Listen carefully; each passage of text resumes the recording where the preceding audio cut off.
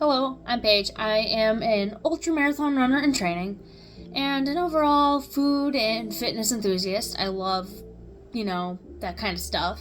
And today I'd like to talk about body positivity, also known as the fat acceptance movement. And today we're going to react and talk about it. We're going to pick 3, maybe 4 random fat acceptance TikToks. We're going to react to them, talk about the mindset and some of the thought process behind it, and maybe a little bit of the logic and reasoning behind why they think that and why what they're saying is most likely incorrect. I'm not saying they're all going to be incorrect, you never know. Someone might be right. But we're going to talk about it, react to it, and go from there. Now, of course, this video is not permission to go and make fun of people's opinions or appearance. Don't go posting hate or pestering them online. Even if they are saying ludicrous or unrealistic stuff, don't go bothering them. Not okay. If you have something to say about any of the TikToks or any of the videos I talk about, say it in the comments down below. I will be more than happy to start discourse down there and talk as our own little community in our own little bubble. Don't go to them, stay here. Alright, with that being said, let's just get right into it. Alright, so I got TikTok pulled up, all nice and spiffy. I already entered the little search. So, as with my previous reaction videos, I just typed in a certain thing and we're going to react to 3 random ones. And I think we'll just start with the first one. And as always, if any of these TikToks are inappropriate or not acceptable for YouTube or my content style, I will simply cut out that from the recording. So if there's any cuts, that is most likely me just cutting out something that doesn't belong in this video. So without further ado, let's get into it. So we'll start with Hannah Talks Bodies. I've seen a few of her TikToks before, so it'll be very interesting to see what she has to say. I'm truly loving how the fat acceptance movement allows people to grow, because it's not only teaching people that health and body size are not direct corollaries, but also Okay, so first off, I'm gonna make a joke. Yeah, the body positivity does help people grow, but not in the way this person is saying. I've heard a lot about how the body positivity movement encourages people to kind of give up caring about their health, and that they just kind of eat whatever they want, however they want, and they end up gaining a lot of weight. So yeah, the body positivity movement does cause people to grow, but not the way they think they will. And another one is health and weight are not necessarily correlated. If you are within the healthy weight range, your health and your weight aren't really correlated. But if you are obese or heavier or underweight or lighter, you physically can't be healthy. You're not metabolically healthy. One, if you're underweight, you will have hormonal issues, you'll have energy issues, you'll be cold all the time.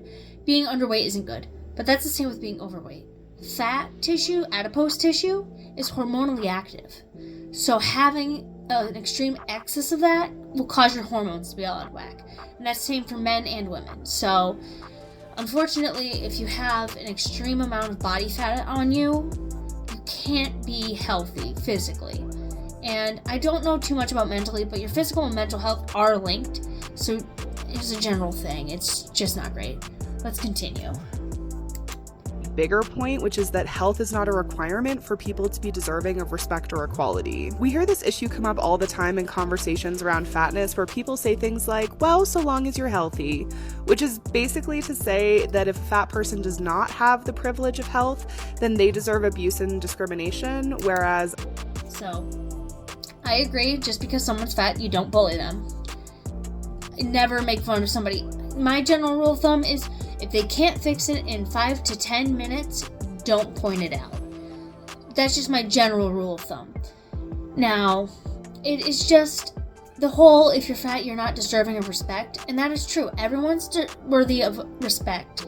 But that also means you're worthy of respecting yourself. And I truly believe if you are eating to the point where you're constantly gaining weight, and this especially applies to when you're on the heavier side, like morbidly obese, super morbidly obese, like 400 or 500 pounds. If you are gaining weight and just eating however you like, you're not respecting yourself, and you deserve to respect yourself. Taking care of yourself is a form of self-respect, and people will see that. Like, they'll see it in your eyes, they'll see it in how you behave and how you present. And when you treat yourself good, people are more likely to treat you good. And I know it sucks. There's some people who are subconscious about it, and some people who are actively conscious about it, but it's like,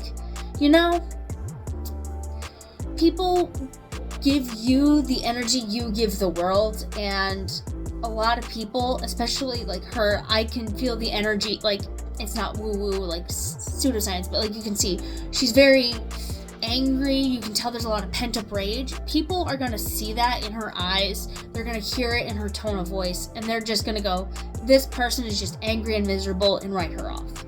So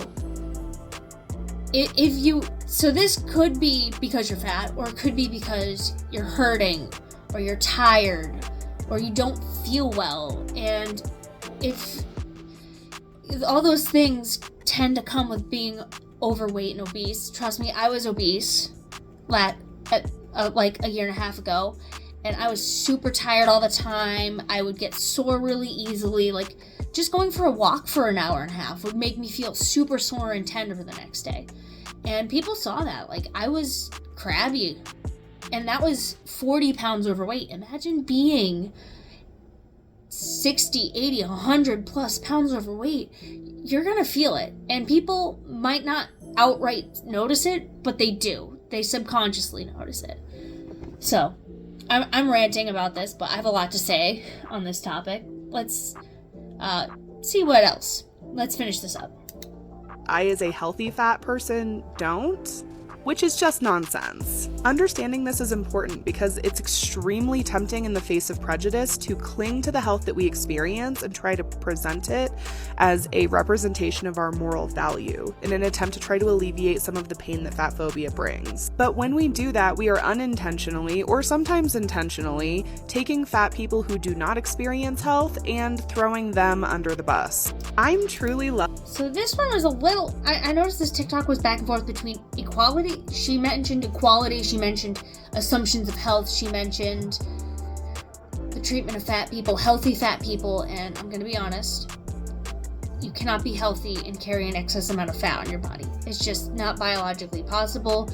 It is an extreme risk factor, and I know it sucks to hear that you can't be healthy, but you can't. You can be obese and not have any of the additional health issues, and that usually happens when you're young. And this person looks very young. They look about my age. When they get into like their 30s, 40s, they're gonna feel it. It's gonna suck. And I know everyone should be treated equally, but like the whole equally, everyone should have the same level of assumptions, and unfortunately, we can't make that. Medically, a doctor has to use visual cues to make medical decisions. It's like medicine 101. Look at the physical symptoms. And so equality here is what we have generally equality. But what they actually want is equity. So everyone gets the same results, not the same starting point. Which, with the same starting point, we all have different results based on work ethic, lifestyle, etc. So yeah, this mentality of I'm fat, therefore I'm oppressed, is a slippery slope that leads into some more radicalized views. So I'd recommend, mindset-wise, thinking, okay, I'm in this situation. What can I do to make things better or make my outlook about this better?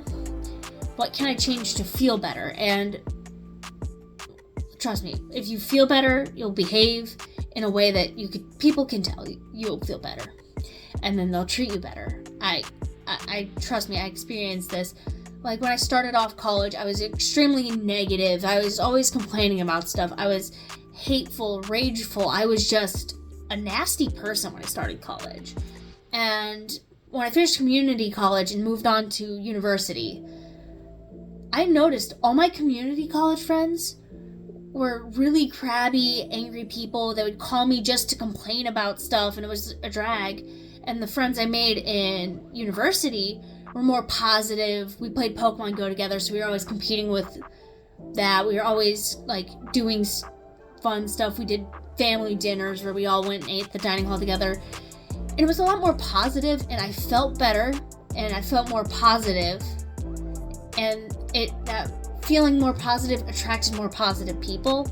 And it was just, it creates a feedback loop. If you're negative all the time, it's going to attract more negative people. All right, on to the next TikTok. And we'll see. So Hannah talks bodies. Let's Stitch incoming. Let's see this one. I'll have to cut the music out of this one.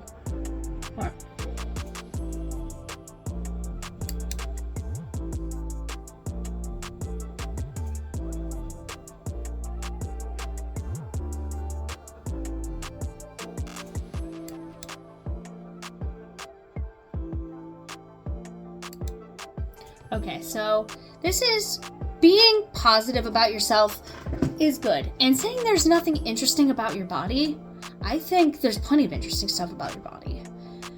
But with this person, we cannot ignore that they are in terrible state. I'm impressed that they're this mobile, I'm gonna be honest, but if you are truly positive about your body, you are truly like, my body is the best, I care about it, it is fantastic, it's unique, it's all these other things, then I believe you should take the time to take care of it. And you should, eat right so your body feels the best it is. You should eat your macros, get a proper amount of sleep, you should get plenty of water so that way your body can function at its optimal ability and feel the best. And of course, if you're overeating your calories, and I'm gonna be honest, that she's probably eating a ton of ultra-processed food. I'm an ultra runner, so there are days where I have to eat 4,000 or 5,000 calories of food, and I don't really buy ultra-processed food, so do you know how hard it is to eat 4,000 calories of lean protein, fruits, and vegetables? It is like next to impossible. Unless this person is eating a mountain of mixed nuts and steak, they are most likely eating like 5,000-10,000 calories a day of ultra-processed food. So when you eat diet like that, you're gonna feel terrible. The chemicals, you're just gonna feel sluggish. You're gonna feel awful. So yeah, you do deserve. I do agree with the sentiment that your body, you should love your body. You should love it. And if you truly love yourself, you would want to do the best you can to take care of yourself, so that way you can be around the longest for your friends, your family, yourself, and you can feel your best. And when you feel your best, you can do your best. So trust me. If you truly loved yourself, you would take the steps needed to be improving and all that fun stuff. So I think that's enough for this TikTok, but let them be confident. I mean, confidence is the first step. And I know I have been confident. When I was heavier, I was pretty confident. I was out there. But deep down, there was a little smidge when I saw myself in the mirror. I'd be like, I don't really like that. Or my midsection is really where it was. My arms and legs didn't really bother me. I didn't realize, or my face. I didn't realize how much fat was on there until I lost the weight and compared old photos. But my stomach area, I had a roll. It looked like I was pregnant. I am not. I have never been. So, and that really, whether it confidently or unconfident, or consciously or unconsciously, you notice it. It does wear on your, mental health. It wears on your confidence. You get a little self-conscious about it, whether you like it or not. It happens, especially if. Whether you could scream you're confident to the rooftops, but, that kind of stuff does take a toll on you, whether you notice it or not, or whether you'd like to admit to it or not, Okay, let's scroll down. This one has a microphone and a dog. Let's watch this one. Here's 5 things I would do if I was starting a body acceptance journey right now. So if I was starting from scratch, if I was still very much in my I need to lose weight in order to be happy and to not put off all the things that I'm putting off, this is what I would do. Number one, I would start being in photos. You cannot accept what you cannot. Okay, so the photos thing, if you're struggling with accepting yourself, being in photos is hard. I hated there's not many photos of me from when I was 170 something pounds because I was so subconscious. All the photos of me are then I'm wearing big hoodies or like costumes. Like you can't really tell because like I'm covering up. I was so self-conscious. I avoided photos as much as I could. And for the longest time, now I feel a little more confident about photos. Still not 100% there, but like I feel better about it. And number two, this is gonna bother me if I don't mention it. That sweater looks like it would be annoying to wear with all the things hanging off of it. I have a sweater with like little pom-poms on it. It's like an ugly holiday sweater. I rarely wear that thing because the pom-poms are just dangling and snagging on stuff. Those bows, they're cute, but they look like they would drive me up a wall to wear that sweater. I'd rather have a pattern sewn in than hanging off like that. Just thought I'd mention it. I mean, the outfit goes together quite nicely, but those bows would drive me crazy. Not saying it's a terrible sweater, I'm just saying I could not wear that. It would drive me nuts. Texture, I don't know. I'm particular about my clothes. They have to fit, feel, and wear a certain way for me to be comfortable, and that would not be comfortable. All right, let's see what else she has to say to accept your fat body. If you are still pretending that you don't look the way you look by avoiding mirrors and photos of yourself, then you are never going to be able to accept it. So be in the photos. And aside from anything else, that's because I want you to be in your memories. Number two, I would follow fat people online. I would look at people on socials that are doing the things you want to do, that have bodies that look like yours. I'm not talking about if you're like a size 24 or whatever, following a size 14 person who talks about how they are. Following people who are living, I'd say if you want to follow people that make you feel good and make you smile. I follow a lot of things. I follow a few social media people that I enjoy their content, but most of it's just like memes, stuff that makes me smile and laugh. It's not like, oh, I feel bad about myself, so I'm going to follow someone that looks like me and who looks happy. Because, do you know how easy it is to fake social media? You can fake being happy online. All day, every day, forever. You can do that. You can fake being happy. So I wouldn't follow someone who looks like me. Maybe, if their content is engaging, I don't know. If someone looked like me and they made funny jokes about running or they made funny jokes about cooking, I would rather watch that. I'd rather watch something with substance than just people being, I'd rather follow somebody instead of just following someone for being muscular or someone being a runner. I want something more, something to engage with, And I understand people like to see people who look like themselves online and on social media, but, it's not the most important thing. I'd say gravitate towards their personality and the content of their videos. Who cares what they look like? If they make you feel good and they're entertaining, that's who you follow. You don't have to follow someone because they're a size 28. Don't focus on the size of their body. Focus on the words that they say. It's more important, I'd say. But, follow who you want. I don't care. It doesn't affect me. I'm just saying that, Mid-size. I'm talking about following people that look like you, that are the size that you are, that are the race that you are, that have the disabilities that you have, whatever, and are doing the things you want. So, if you want a relationship, they're in a relationship. If you want a successful business, they're running a successful business. Because there are fat people out there doing the exact things you want to do while they are fat, and you need to prove that to yourself. Number three. So, why do you need, if you want to prove something to yourself, go out and try it. Why do you need, for example, ultra running? How am I going to prove to myself that I can run an ultra marathon by watching people run ultra marathons? Now, I watch people running ultra marathons because I love how different every person's strategy is and how I love watching the roller coaster and just seeing the course and going, that is insane. and then going, I would love to do that someday, and going out and doing it. So I do kind of see this, but if you want to prove to yourself that you can do something, go out and try to do it. Don't just go, oh, I'm gonna try and watch people do stuff. Don't live through people on the internet. Live through yourself. Get out there and do stuff. Do the interesting stuff. You know, a lot of these people, like her advice is basically live through people online. And I understand I like a good doom scrolling session, but you gotta get out there and live life, you know? Alright, let's see what's number 3. Say something nice about yourself. I know, it sounds real boring. Before you start criticizing yourself, because I know you're going to. I know you're going to look in the mirror and you're going to start like tugging at this belly and sucking in and imagining what you would look like if you were thinner. Just say something nice, you know? If when you see a photo of yourself, say one nice thing before you launch into the bad things. Like, just say one nice thing first. When next time you make a mistake, say one nice thing about yourself before you say the negative thing. That's all I'm asking. Let's just loosen up the grip of the negativity. Are we on number 4? Alright, so say one nice thing about yourself.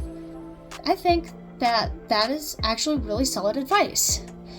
Focus on what you like about yourself and how you can flatter that.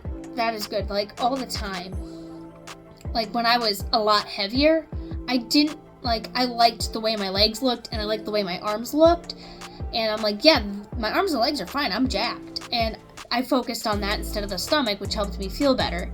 But you can't avoid, if there's something that makes you insecure, like say for example your haircut makes you feel insecure, go change your haircut. You're overweight, try eating in a calorie deficit and be prepared for a long journey, but lose the weight and you would feel better. If it's something you can change, you try to change it. If that's really bothering you that much, where you're feeling self-deprecated, you're feeling the motivation. Now, if you have scars or like deformities or something that you literally can't change, find a way to love that, because you can't change it. But, you know, that makes you unique, that makes you special. I don't know if you can see it, but I have a scar right here. I got that when I was a kid. I used to be so conscious of it. I hated it. I hated my scars. I felt, because I was a rough and tumble kid, I have a bunch of other scars too, and I was like, I don't really like having this big scar over my eye. I even tried this ointment to get it to disappear, and as I got older, I realized that's part of me. No one really points it out. No one makes fun of it. Some people will notice it. Like, I'll talk to people I've known for years, and they'll be like, dude, where'd you get that scar? They're like, when'd you get that scar? I'd be like, I've had that since I was like 3. And I have to tell them the story about all my incidents before I turned 4, and there were quite a lot of those incidents. I was well known in the ER. My family called me Crash. But if there's something you can't change, don't sweat it. Embrace it. Find a way to make it work. Like skin color, you can't really change that. I know, like, if you're a fair-skinned person, you can get a tan, but, like, you know, skin, like, things you can't control about yourself, embrace. Rock it. Own it. But if there's something that makes you subconscious that you can change or can work on, try working on it, and if it bothers you enough, you'll be able to put in the effort and make the change. And even small changes can get you in the right direction. And always look for positive things and go, all right, this was fantastic today, let's keep working. Or, you know, I'm having a good hair day. Like, find ways to be positive about yourself. It'll help you make positive changes. I completely agree with the positive changes, but if there's something that's bothering you and you can change it, then why not change it? You know, it's gonna help. But if you can't change it, love it, you know? That's been my philosophy. So let's see what her number 4 is. Do something you've told yourself you had to be thin for. You know how you're always like, I'll do that thing when I lose weight. Do one of those things now. You know, go on holiday, wear a swimming costume in front of people. Whatever it is that you've been telling yourself you can't do one of those things, you know? Just buy an outfit that you like, you know, buy a ridiculous cardigan with bows on it, even though you're fat and it makes you look fatter. You know, do the thing and prove to yourself that you don't have to be thin to do it, because chances are the majority of the things that you're telling yourself you have to lose weight for, you don't have to lose weight for. There's no practical reason that you would need to lose weight to do those things. We've got to prove to ourselves that we are lying to ourselves most of the time. You know, it's very difficult to acknowledge that you are wrong, but the thing is, you are wrong about this. You are wrong about the things that you tell yourself you need to be thin in order to do. And so you need to start to loosen up how real that stuff feels, because it's just a belief that you have. It's just something you tell yourself. It's not reality. It's not actually true. And number 5. So, if you are telling yourself, I'm going to go on this vacation once I lose the weight, or I'm going to buy this outfit once I lose the weight, she's right, you don't have to lose the weight to do fun things. You don't have to lose the weight to do a lot of stuff. But there are some things, realistically, that you would have to lose weight for. Say you're her size or bigger. I'm just using her as a base point because we have her on screen. You may be restricted on your mobility. Say you want to go on a huge 10-mile hike.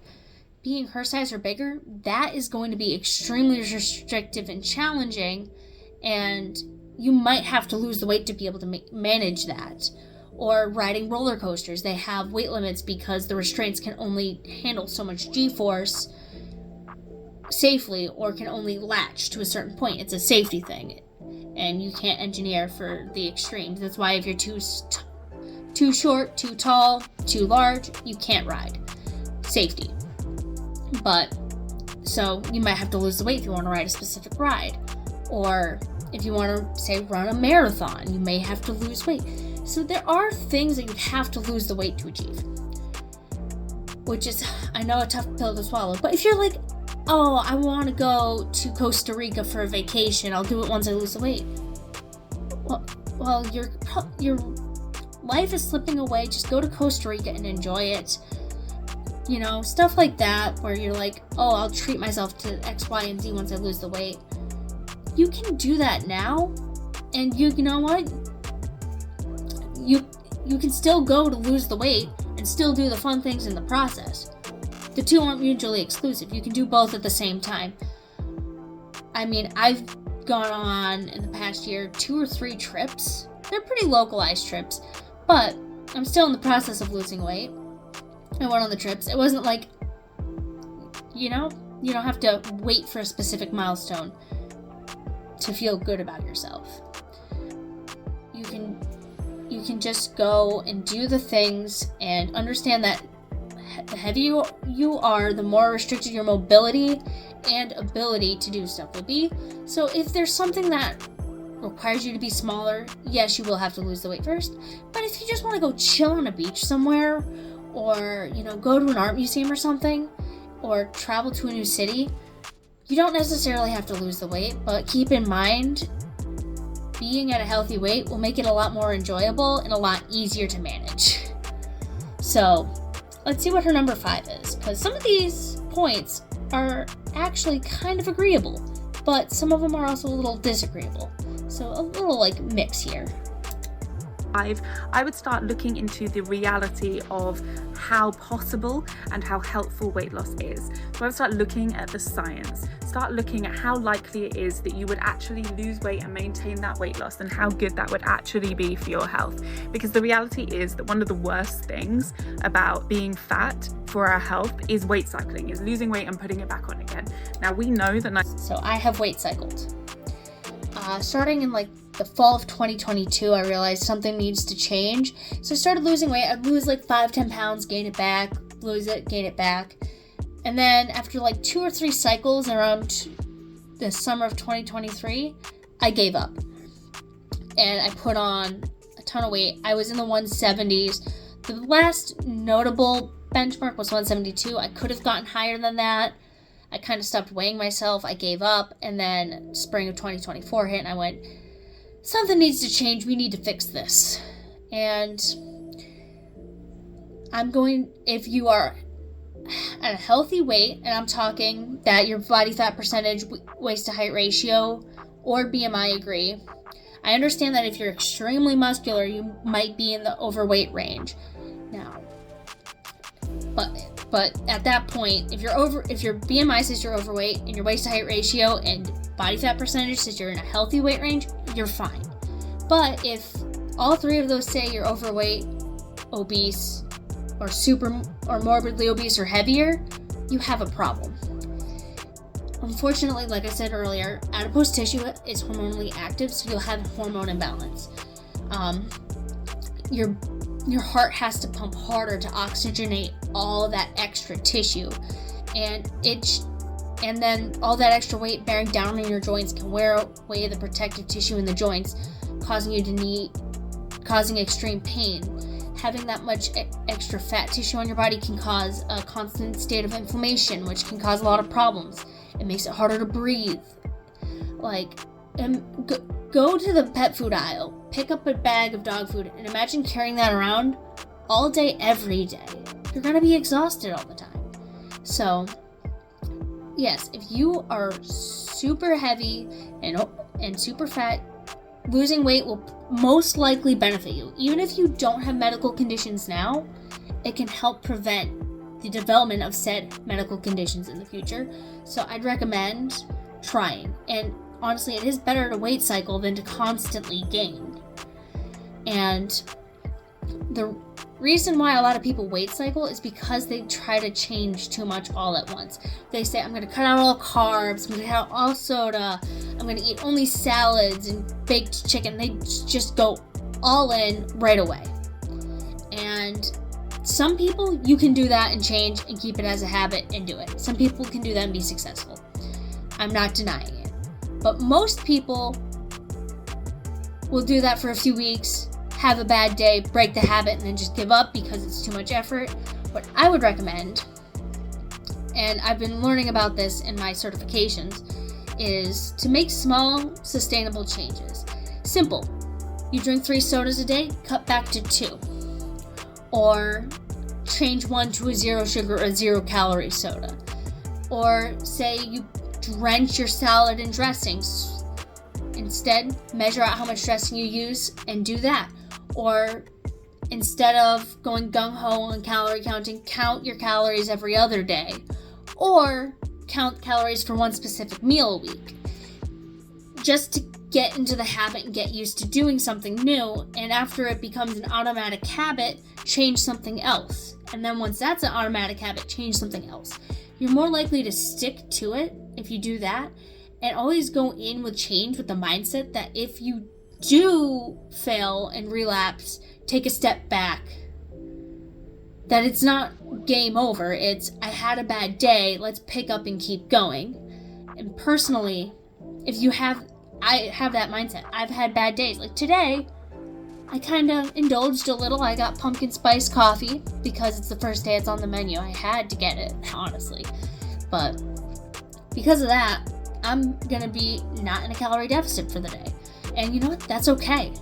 Don't use bad days as an excuse to go back on old habits and undo the progress you made.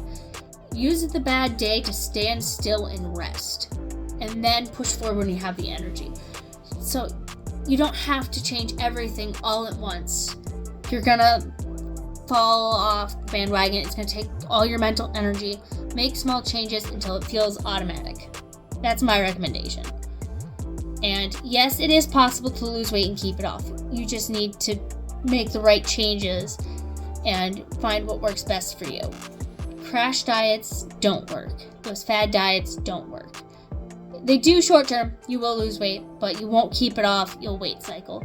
So let's see, she has a lot more to say on this, but I don't know how much longer we're going to go into her. We'll probably give it another statement or two.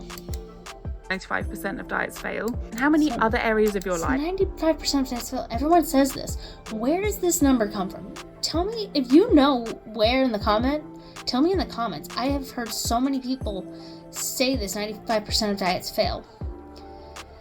Now, fad diets, like I said, you're gonna struggle. If you change too much all at once, you're gonna struggle. It's just how it is. I hate to say it, it's just how it works. But if you make the change that you can actually live with for the rest of your life, it's not gonna fail. You're not gonna relapse. It's just, that number makes it seem impossible to do, and therefore discourages people from trying. if you had a terminal illness and someone says there's a treatment, but there's only a 5% chance it'll work, would you take that chance to save your life? Or would you go, it's not going to work, I'm just going to die? It's the same logic here. If there's a 5% chance you're going to lose weight and keep it off, and you're continuously gaining weight, I'd personally take that 5% chance. I would want to try, you know? Alright, I think that's enough with her. I didn't realize how long it was when I clicked it. They don't show the length. So we'll move on to one more, and we'll go with that.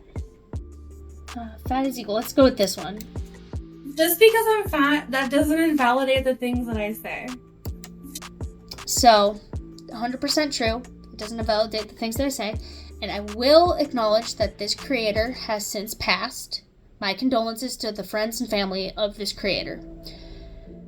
And yes, your body size doesn't invalidate the things that you say. But misinformation is misinformation no matter where it comes from. If you say, for example, if you smoke a pack a day every day and you say, I haven't gotten lung cancer yet, therefore cigarettes don't cause lung cancer, that's gonna be insanity. Most people are gonna go, no, you're crazy. It drastically increases your risk for all these illnesses. Why would you do that? Why would you not try to quit? Even if you quit for a few months and then pick it back up and then quit for a few months, you know, most people would say, yeah, it's better to go through the cycle of sobriety and relapse than to just not try in the first place.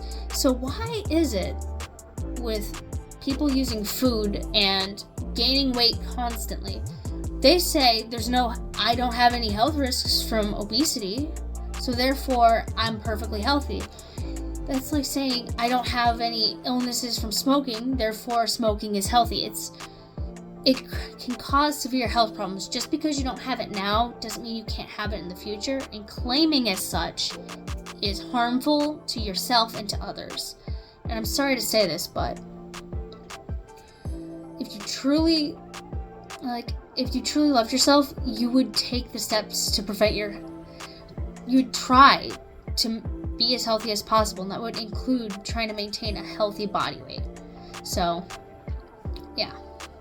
I think that's all I have to say. Hello, I'm Paige. There's some long TikToks on here, so maybe I will flag those. And an overall food and you can watch them. I love later as some longer reacts. Kind of stuff. I think that'll be a good idea. I'd like to talk about body positivity. Some decent things in here, but a lot of it is the overarching theme. A lot of these people say is and talk about it. Fat people are oppressed. 3, maybe and it's impossible 4 to lose weight. Random fat acceptance TikToks. And I understand that when you are extremely heavy, life can be harder. Fitting into spaces can be harder. Walking around is a lot harder. Why they think that and why what they're saying. The world becomes a lot less accessible. But that isn't oppression. That is just the consequences of poor lifestyle habits. And I know go from there. This is going to upset a lot of people, but it's true. And this video is not permission to go and make fun of people's opinions or appearance. People don't go put themselves there, and it could be through a number of reasons. Even if they are saying ludicrous or good news is you can get yourself out of that situation. Don't go if you put your mind to it and the energy to it. If you have something to say about any of the some good stuff, always be positive about yourself, and if you care about yourself, go forward to start and try to do the best for yourself. Talk as our own little community in our so own that way level. you can live your best life and be the best for your friends and family. If you take care of yourself, you can take care of others. Alright, that's all I have to say. If you liked this style of content, consider subscribing or liking. Both help the channel. This is my first time ever reacting to fat acceptance TikToks. I watched a lot of reactions to these, but I've never reacted myself, so this might be rambly. I just picked a few random ones and reacted to them.